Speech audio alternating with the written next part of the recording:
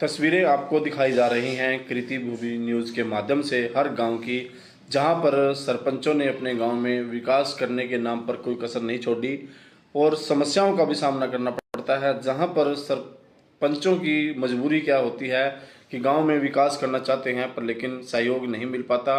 सरकार कितना सहयोग करती है, हम रूबरू बातचीत करेंगे सरपंच से। सरपंच हमारे साथ जुड़ चुके हैं मल्लापुर गाँव के, कि उनके गांव में क्या क्या समस्याएं हैं और वो कैसे समस्याओं से निजात पा रहे हैं, कैसे आम जनता को आश्वासन दे रहे हैं और सरकार का कितना योगदान रहता है, सरपंच ने अपने माध्यम से कितना विकास किया। जी सरपंच साहब, स्वागत है आपका हमारे चैनल पर, क्या कहना चाहेंगे? नमस्कार जी। सबसे पहले तो कीर्ति भूमि का गाँव मल्लापुर में पहुंचने पर बहुत बहुत धन्यवाद कि आप सरपंचों की आवाज़ उठा रहे हो और उन्हें क्या क्या समस्या है ये बात आगे पहुंचाने का कार्य कर रहे हो। इसके लिए एक बार फिर से तहे दिल से धन्यवाद। जब 2022 में मैंने सरपंच का इलेक्शन लड़ने की सोचा ना, तो मेरे दिमाग में कुछ ऐसा चल रहा था कि मैं काफ़ी कुछ करूँ गाँव के लिए जी। पूरे जोश खरोश से तैयार वो तो एक जुनून होता है सरपंचों के अंदर, मैं कुछ करके दिखा दूँगा। बिल्कुल। तो जैसे ही मेरे दिमाग में जो चले मैं कुछ किसानों के लिए करूँ, कुछ स्कूल के बच्चों के लिए या फिर खिलाड़ियों के लिए करूँ, तो मेरा सबसे तो पहला वो था कि गाँव में एक स्टेडियम होना चाहिए, बिल्कुल, ताकि जिससे बच्चे शारीरिक रूप से, मानसिक रूप से, हर चीज़ से अपने आप को तैयार कर सकें। बिल्कुल बिल्कुल। लेकिन बार बार पैसे की कमी के कारण पता नहीं क्यों कई बार कई जगह भी हमने लिख कर भी दिया कि गांव में स्टेडियम बनना चाहिए। भव्य बिश्नोई जी 2 साल तक विधायक थे, उनको भी काफ़ी बार लिख कर दिया। 3 साल हो गए। अब जो हमारे पंचायत मंत्री आए थे, आदमपुर के अंदर आए थे, उनको भी कम से कम मैंने 20 या 30 बार ये स्टेडियम की मांग रख दी, लेकिन कहीं से भी कुछ आज तक एस्टिमेट भी नहीं आया, कोई आश्वासन नहीं मिला। आश्वासन भी नहीं मिला भैया। मैंने तो जैसे सोचा था 2 ही चीज़ थी मेरे लिए, या तो बच्चों का और या जमींदारों के लिए करना। जमींदारों के लिए ज़्यादा नहीं कह सकता, मैंने 60-70 लाख की लागत से 70 लाख के अगर जो बहुत ज़्यादा जरूरी थे वे रास्ते बनाए जिससे जमींदारों को परेशानी का सामना ना करना पड़े। और मैं तो अब भी तैयार हूँ। अब आपने ये प्रस्ताव ग्राम सभा मीटिंग में उठाया और किसी सरकारी अधिकारी को दिया, आश्वासन क्या दिया उन्होंने? हो जाएगा, हो जाएगा, हो जाएगा। सिर्फ यही आश्वासन देते हैं हो जाएगा, लेकिन होता नहीं।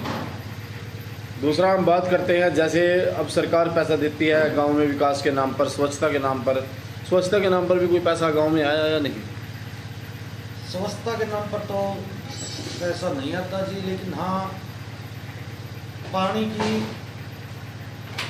गंदे पानी की, साफ पानी के लिए बार बार सरकार PRI के माध्यम से पैसा डालती है और उससे जितना हो सकता है उतना काम करते हैं। तो जी, मल्लापुर गांव का स्कूल हरियाणा के 17 स्कूलों में से एक है, संस्कृति मॉडल स्कूल है जी।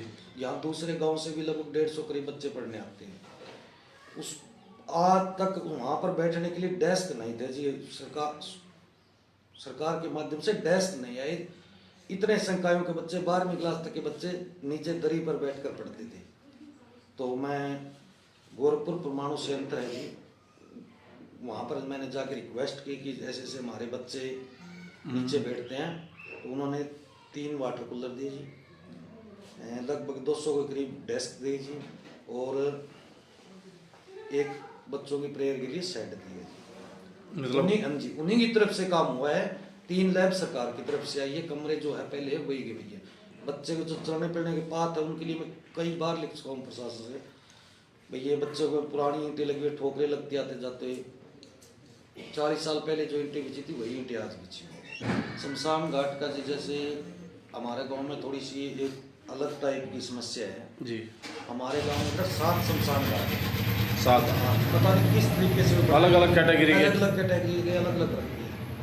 तो जिस उनमें से वाल्मीकि समाज का पहले बना हुआ है, नायक समाज का बना हुआ है, बिश्नोई समाज का बना हुआ है और जो हमारे हम मुसलमान हैं उनकी कब्रिस्तान बनी हुई है।